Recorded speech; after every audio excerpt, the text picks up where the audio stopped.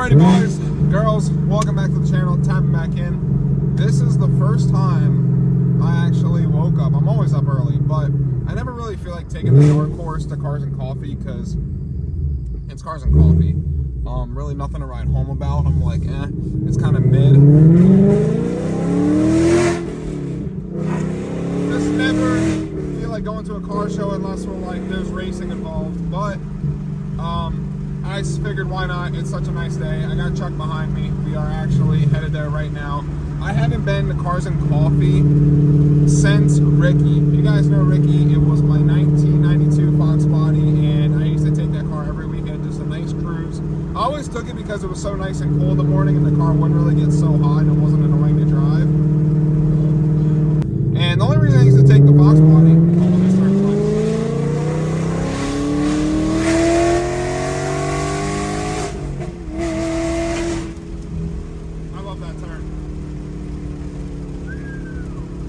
almost caught air. That got my stomach. Sweet baby Jesus. That thing sounds so sick. By the way, I've been absolutely loving the Dark Horse. By far, absolutely far, one of my favorite cars of all time. I think it's mainly the manual. The manual has, if you're on the fence about manual, I was on the fence about for years about actually getting a new manual car. To me, the new manual absolutely shits on the old stuff, the old school stuff. I don't know, it's hard to explain, but yeah. Last time I was here was with Ricky. That was the last time I was here, I think. Yeah, Fox Body days. But anyway, this car has taught me so much car control, has made me 10 times better of a driver, and I just can't explain it. This thing is so much fun, so easy to drive, and it's just, it's a ripper. It's a straight ripper, that's all I have to say. Get headers on your Dark Horse, X-pipe or an H-pipe, and then you'll just be the happiest person ever. Like, I could fully, there's not many cars, you guys know, that I have to touch everything. I have to modify everything. This one is like, okay, I'm kind of like, I'm good with, but we got some suspension stuff on the way. We're going to do lockouts, bushings, we got the lowering springs. I'm going to do some sway bars actually on this car to stiffen it up. Dang, someone laid down a fat burnout right there. I wish I saw that. But yeah, we're about to go online later when I get home, and we're about to order everything from Steeda, all the good stuff, because they are actually tearing it up with their Dark Horse. And this car is good, but usually in the corners when you're pushing it super hard, I can feel a little rollover, and some of it feels like it's coming from the tires a bit. But I've been, honestly, this car is like by far one of my favorite Mustangs all time to drive, all time. I haven't drove, see, I want to drive like a GT350 again, and I really, really want to drive a Mach 1 and like push it hard and kind of feel it on the same road that I've been driving this car on hard, because I just never had this much confidence in my S550. GT500, yes, that's a given, but like a regular Mach 1 or a regular GT, I haven't felt that. Obviously, the Mach 1s are very similar to the Dark Horse, but I don't know, something about this, it just feels so good. Like, I can push this car to the absolute extreme right before I'm about to die, and I'm like, alright, I feel kind of okay. Like, the car was stable, didn't get too crazy on me, and it was so predictable. But yeah, I don't know, if you got a Dark Horse and you're watching this, you guys, let them know in the comment section below. Y'all know how this car is. I hope y'all been racing it. My Dark Horse on hit 10,000 miles. 10,000 miles in less than a year is absurd, and I have 3 other vehicles to drive, in my opinion. I drive a lot, and every mile on this car was worth it, so worth it. But yeah, we should be pulling up the Cars and Coffee in about 5 minutes. Anything good, I'll pick up the camera for you guys and show you guys what I like, and catch y'all there. Boys, it is beyond packed. We're pulling in right about now. Good Lord. She's a busy one.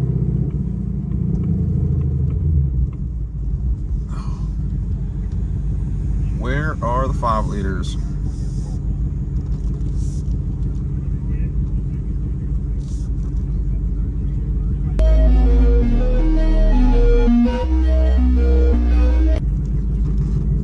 Yep. Who won? What are those? It's the race. 40 roll.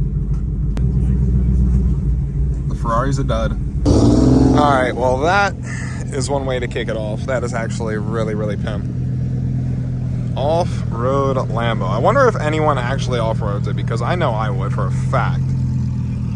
That thing looks really sick. Boys, Cars and Coffee was short-lived. Like I figured, couldn't find anyone that wanted a 40 roll with the Dark Horse. I was trying to find a GT 350, parked next to one. No one wanted to race, unfortunately. And we're getting out of here. We're going to get some bagels. Bagels are the move. And Chuck is ready. And I broke my car. Normal adaptive cruise control, not working. All right, boys, watch out. Mustang coming through. I will take out your ankles. We'll ram you. I will wreck you with zero hesitation. Take your shins out with my front lip. Brothers, we are out. Cars and Coffee, like I said, usually not my thing. It is for the old people. It was fun, but can only walk around so much. Walk around, look at a car, and bounce. That's why we're about racing. I can't. That's too slow for me. Too slow of a pace. 2 seconds later.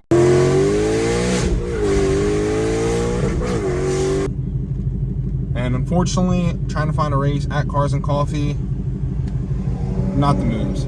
That is not the moves. 3 hours later. Excuse me, how you doing? How you doing?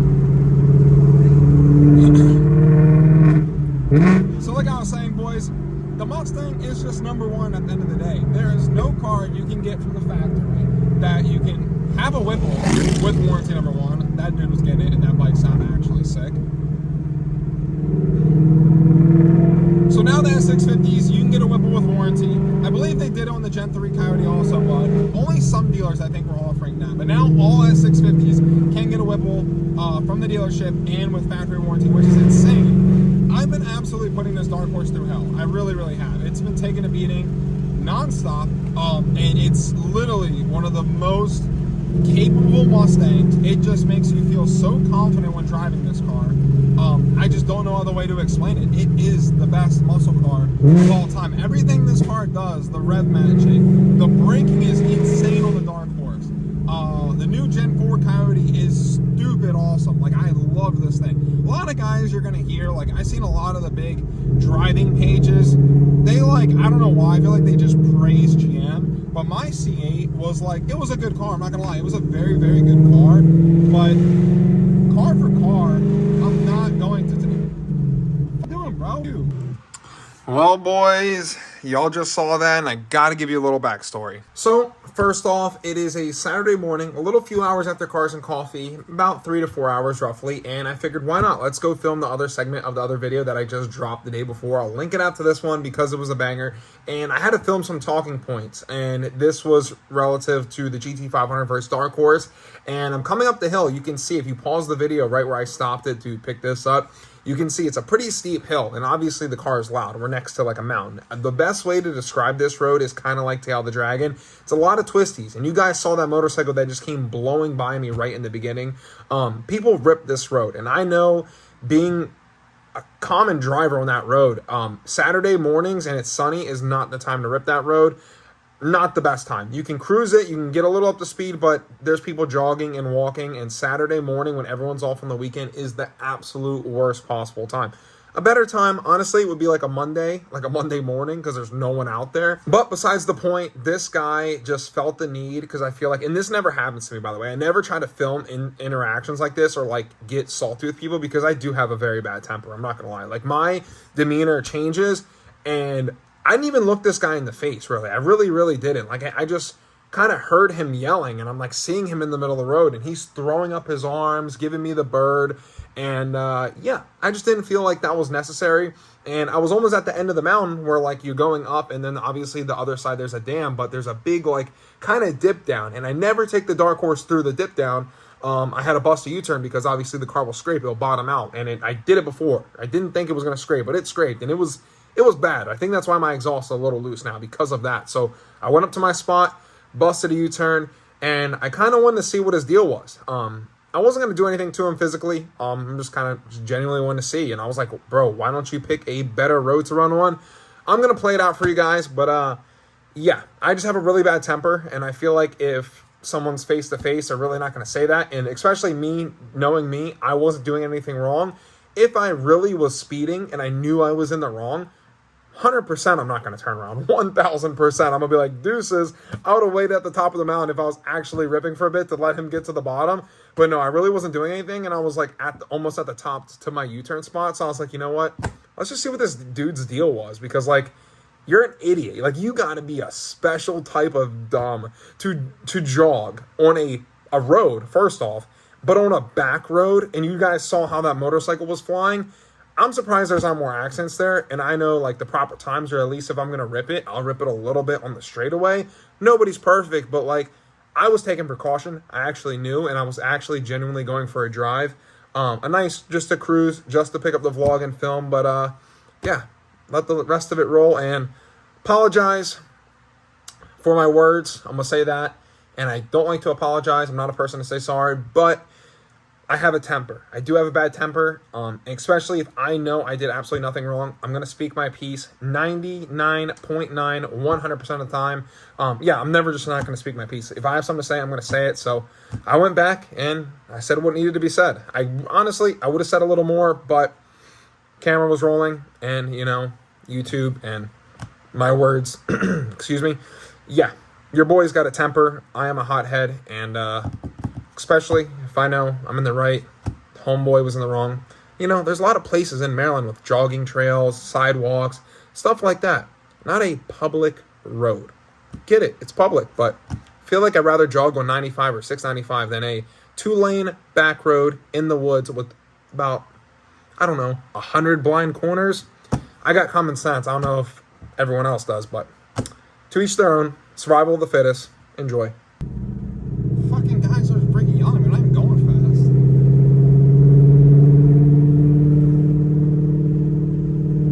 Well, we're gonna go back and see what he has to say. This was my U-turn spot anyway. Well, let's see what old man has to say. Maybe he's a male Karen. Oh, here comes some bikes too. Brother and brother.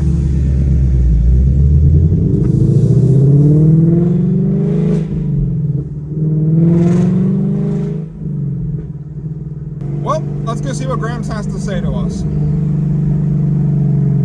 It's good that the camera was rolling too, because it's not even going fast.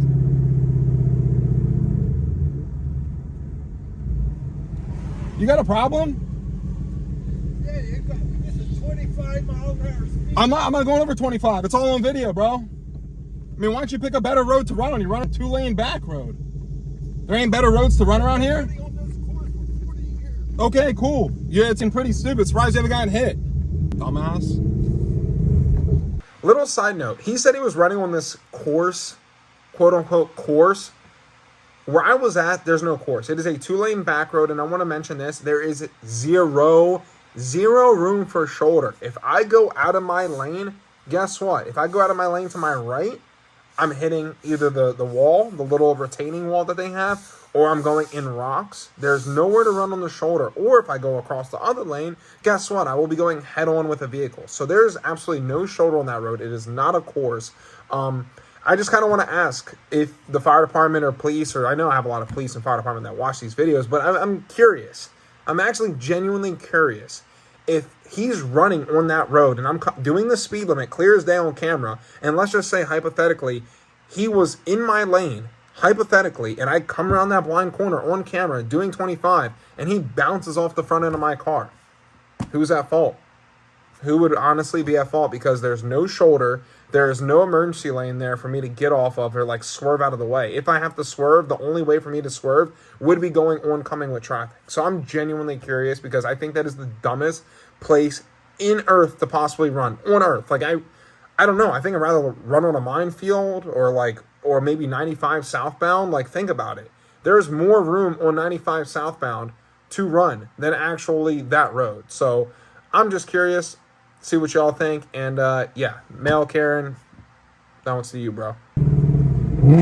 So as I was saying, boys, Mustang is the best car of every time, and wasn't even going fast. So this is a crazy thing. I was literally in third gear, creeping at like 1,500 RPM. This car is loud. People get very, very sensitive about these cars. Alrighty, boys. Thank you so much for picking this back up the next day. Love you all. And yeah, you guys probably just watched some crazy other shit. I'm pretty sure because I did film a lot, so I don't know what happened. Things got wild. Old man got yelled at. Yeah, things were pretty crazy. But I wanted to show you guys this. We upgraded the intercooler for Apollo. I showed you guys that, and this thing feels actually stupid thick. So this is the G4 intercooler for Apollo from the ESS. So shout out ESS. They hooked me up. They gave me a deal at cost. I sent them back the G3 intercooler. So they hooked me up with the G4. We're going to pull it out of the box right now, but I want to show you guys, and I want to tell y'all the way I'm going to do the ESS build series for the car. So first, right off the rip, we are going to showcase what the stock fuel system can handle without touching anything. No injectors, no fuel rails, no lines, no extra pumps, no nothing.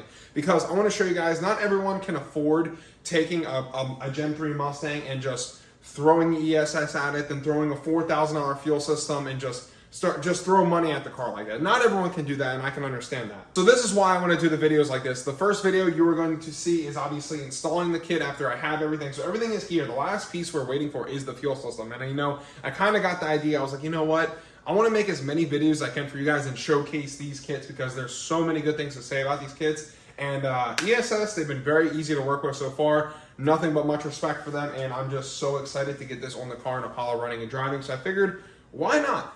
Let's do some testing with the car. Let's just have fun with the car. Let's see what it does. Let's get this kit on here. We know Apollo went 10.8 at 126. When 130 was its best mile an hour, but I said, why not? I talked to the shop today. They're like, Jake, let's get the kit on, and then we'll turn it up eventually once the fuel system comes in. You guys don't want to watch the fuel system stuff. That's going to be kind of boring. But if you have a Gen 3 car, I want to tell you all this. Revolution figured out a way to not burn out the pumps on these cars. And that is a major, major problem with the Gen 3 Coyotes. So stay tuned. If you're new here, tap it in and make sure to hit that subscribe button because I'm going to give you guys, and Revolution's going to give you guys some very, very good information on not how to burn up the fuel pumps on your Gen 3s because I have a lot of friends that have been through like 3 or 4 sets of fuel pumps. And they are not cheap. That is a very, very big expense. So we're actually going to see what the car can make with stock fuel system, stock everything. Obviously vary with the Cobra Jet, the throttle body, water pump pulley, and the ATI balancer. That stuff's going to vary. So maybe we'll take back maybe like 20 horsepower, let's just say, roughly, because it's all rotating mass. But I want to see what the car will do at that power level on the 85 because we're not going to put the car back on pump gas. This is going to be 85 only probably for the rest of its life. I think unless I take it to Mustang Week, I might have like a little pump gas tune just to throw in, but I probably won't even race it on pump gas, honestly. Only going to race on the 85.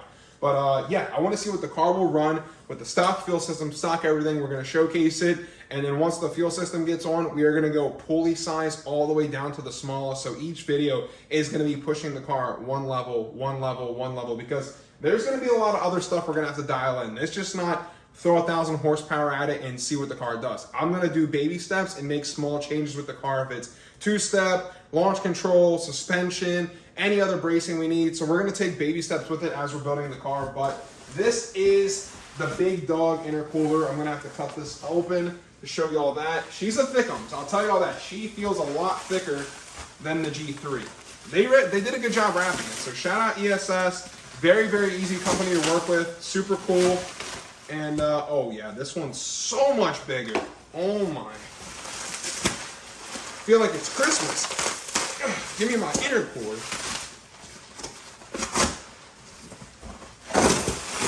I really didn't want to unwrap everything, but at the same time I wanted to. But I was like, you know what? I got to show the boys. The boys want to see the boost. They want to see what it's going to take to make the jam. So, did a pretty shitty job unwrapping it. Oh well. We don't need that where we're going. Could actually use that bubble wrap. She looks pretty. Purtier. Oh yeah. She purty. Alright, so I'm not going to take the wrap off this, but this is the big dog G4 intercooler. I'm not going to lie. She's thicker than a Snicker. That's a fat, that hose fat right there, look at that. That's at least 4-inch intercooler, I want to say. She's a big one. So this is going to help with the temperatures, and yeah, we're going to be able to make a lot more steam with this. We do have some other goodies in the box. Make sure you guys go check out the video I did with the Dark Horse and the Shelby after this one. That video was an absolute banger. Ew, I think I just cut my finger. Son of a... All right, so this is the upgraded blow-off valve. Let's pop this little bad girl open. This is the big unit, the big dog. This is for the big boys. This was like 260 bucks, not bad. Honestly, ESS stuff is very, very reasonable. Directions, we don't need that. We don't need that. Holy shit. Let me tell y'all something. You're gonna be last if you racing me with this kid. I'm telling y'all that. Oh my beautiful. Savannah, take a look at that. That is the biggest, baddest, best one that they sell. Boom. There's some other stuff in here, but I ain't touching that. Okay, so the rest of the stuff in the box is just the tubing and the brackets, nothing crazy. All this will go back in the box, headed to the shop. So I'm gonna actually help Revolution install it. They don't really need my help, but I wanna learn how to install this myself. But obviously they need to tune it and they don't do remote tuning. So it's kind of best for me just to go to the shop, and they have a lot more tools than me. I don't think I have everything to get the kit done properly. So I figured, why not? We'll cruise down to the shop, take Apollo. I don't know, maybe we'll even take the car home in the same day. That'd be pretty crazy if we can get it done. I think we can. They said it only takes about like 4 to 5 hours to install the kit, but I just don't know about tuning. I don't know if the tuning's all gonna get done in the same day. I want them to take their time with that and make sure it's very, very crisp tuned, because I would like to race the car heavy as it is once the blower kit is just on. And when I mean race, we are just not going to do a few pulls on this on the street. We are racing some cars, CTSV. We are running it back with that CTSV to see the difference. CTSV, GT500, my uncle's GT500, probably run Chuck's car, maybe Lucifer if Derek's got Lucifer fixed by then. We're gonna run some cars for fun, just to see where the car stands. And yeah, we are also gonna take it to the drag strip. Drag strip though, it's not gonna be very accurate because we're in summertime. It is very, very humid. So the DA is trash, but maybe we can get a cool night, and obviously the weather will take a turn and change. We might get lucky, so fingers crossed.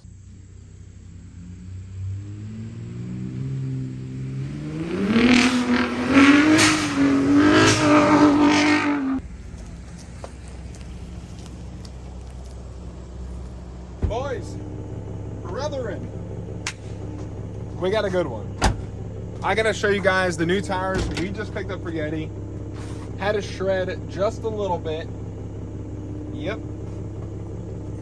Dad's gonna be pissed about that one. Also, let me save you guys. I think this is 50 bucks. Got this from Walmart. Worked one time, then absolutely took a crap after 3-4 months. So yeah. Don't buy that.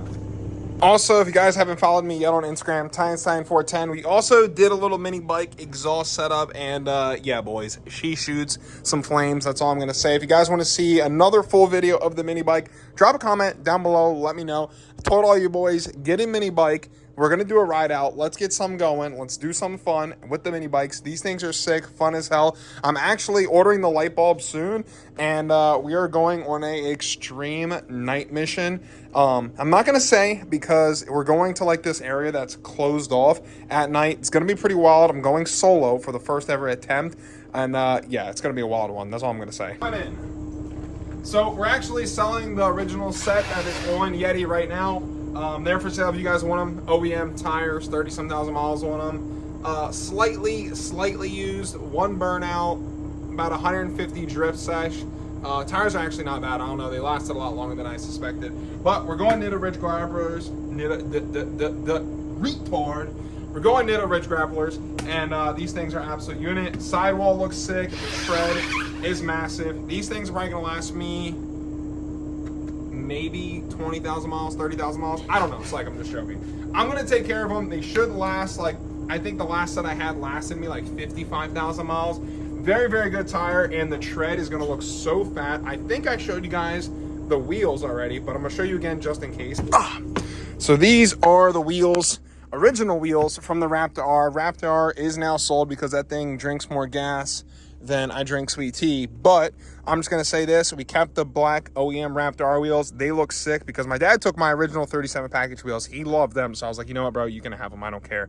But now I got his Raptor R wheels and I painted the ring Oxford white, which is going to look beefy. It looks so sick. Match the truck. But yeah, we're dropping this off tomorrow and we should have them all mounted up. And yeah, I'm going to show you guys the before and after. Give you guys a quick little before. KMC wheels, don't buy them. Absolute dog water. They didn't want to fix. Obviously, it's a little chip, but it honestly is going to keep spreading, and a few other wheels are doing the same. But nothing but a Sharpie one fix, but it's kind of pretty bad when you buy a brand new wheel and they start chipping up like that. It gives no faith in longevity of the wheel. I just feel like they're going to be really, really bad. So they're for sale if anyone wants them. $1,500, $2,000, whatever. Best offer. I don't care. Someone just get these out of my face. Rears are still good. That's a baby rock in there. Thought that was a nail. Take one good look. Tomorrow it is going to be looking beefy. Did I tell you guys I can load tires extremely fast? Watch this. Just like that, we are done. Raptor's loaded up. It is stuffed. These tires are going to look so sick. That I had these on my original F-150, and yeah, they look massive. 37 by 1250. It makes these BFGs look weak, and I'm not going to lie, I'm out of breath. Those tires are fat, and my gas mileage about to drop really, really bad. I already know it. I can see it coming. I can feel it. Well, boys, there we go. Yeti is officially complete. Nitto Ridge grapplers with Raptor R wheels. They're actually the same as the regular 37 package wheels, but the only difference between the Raptor R and the regular 37 package, the Raptor R gets satin black finish, which looks sick. Got these paint matched Oxford white like I showed you guys before, and I think it turned out amazing. Let me know what you guys think in the comments. Now, kind of looks like an off-road military truck, like I don't know. I got a couple comments when I was driving at the gas station like, dude, that truck just looks so thick and so beefy, which I kind of like the offset with the factory so it doesn't kind of stick out too much. Just got that nice little lip to the front and the back, and I'm telling y'all, it looks double caked up. I'm gonna tell y'all that right now. She's thick. She's a thickums, but good thing about the Nitto Ridge grapplers, they should last me. I've seen upwards of 50 to 70,000 miles out of this tire. But I must say, my personal experience with these tires, I've had them for about 50,000 miles on my old F-150, and they lasted me very, very good. The only complaint I have about them once they get old is they're pretty bad in the rain. That's all I have to say negative about these tires. No road noise, nothing crazy, and as you can see, as thick as this tread is, you would think they'd be humming down the interstate. You think they'd be screaming. You think they'd be crazy loud. They're actually not. They're just as quiet as maybe if not more quiet as the BFGs, the factory ones. But overall, these tires are perfect and they look super aggressive. Thank you boys so much for tapping in as always. Much love. Road to 100K. If you're not subscribed, hit that subscribe button. We're getting there. If you guys want a Yeti Raptor shirt, they are live on the website right now. Click the link down below and yeah, Godspeed boys. I will catch you in the